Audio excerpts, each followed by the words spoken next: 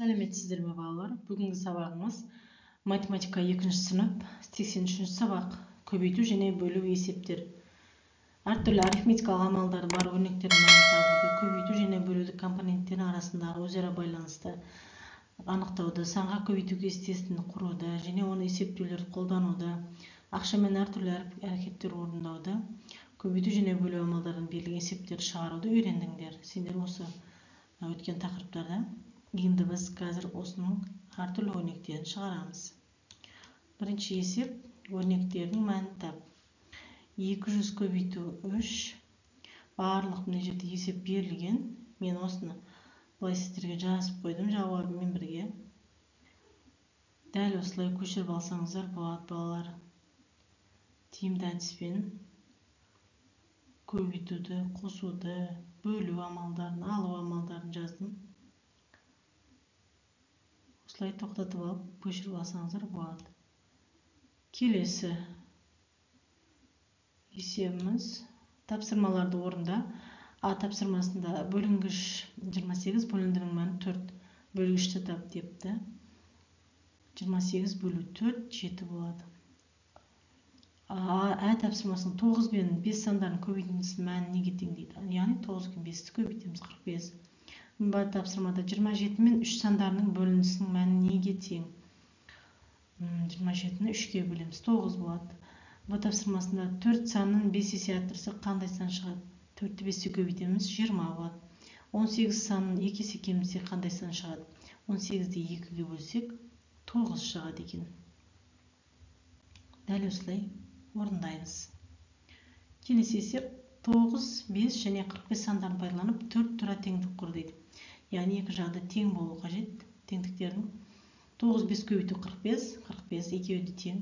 5 көбейту 9 45, 45 болады, екі жағы тең. 45 бөлінген 5 5 болады. Мына жерде 5 5 болады, екі жақты тең. 45 бөлінген 5 9 9 болады, екі жақты тең. Теңдік тура теңдік құрылды. Келесі есебіміз көбейту кестесін пайдаланып өрнектердің мәнін тап. 7-ге 2 көбейтсек 14, 9-ға 5 40 көбейтсек 45, 7-ге 2 көбейтсек 14, 5-ге 9 көбейтсек 45, 14-ті 2 көбейтсек 7, 45-ті бөлеміз 9-ға 5, 14-ті 7-ге бөлсек 2, 45-ті 5-ге бөлсек 9. Кестені пайдаланып мәнді шығарып алыңдар балалар. Келесі есебіміз 5-ші есеп. Көбейтіндіні бірдей қосылғыштардың қосындысы түрінде жаз және олардың мәнін тап.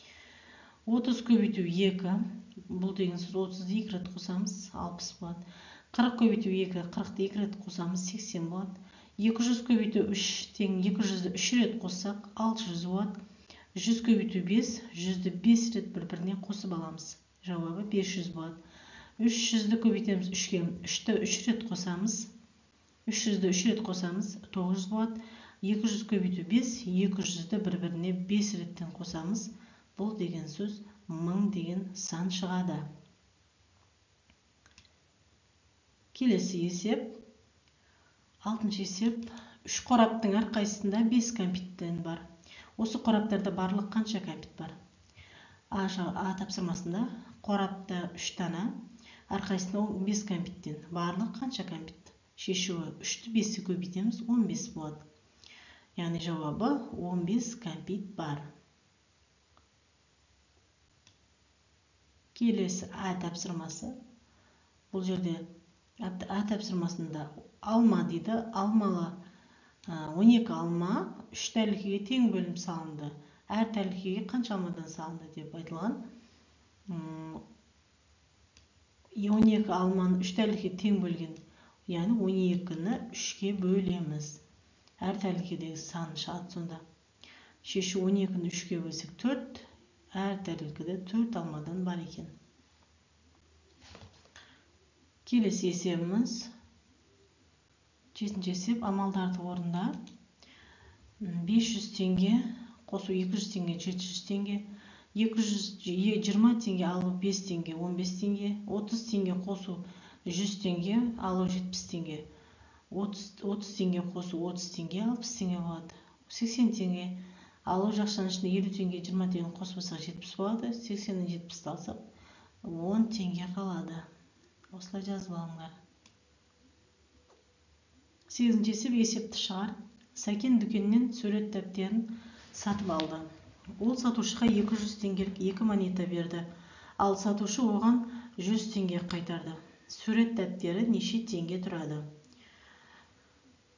Сәкен дүкеннен сурет дәптерін сатып алды. Ол сатушыға 200 теңге берді. Сатушы 100 теңге қайтарды. Сурет дәптер қанша болған сонда? Шешу.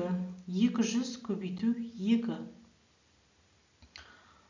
400 теңге. 400-ден 100-ден алсақ 300 теңге. Яғни жауабы сурет дәптеріміз 300 теңге болған екен. Менің каналыма тіркеліп лайк басуды ұмытпаңыздар балалар. Келесі сабақта кездескенше сау сәлеметте болыңыздар.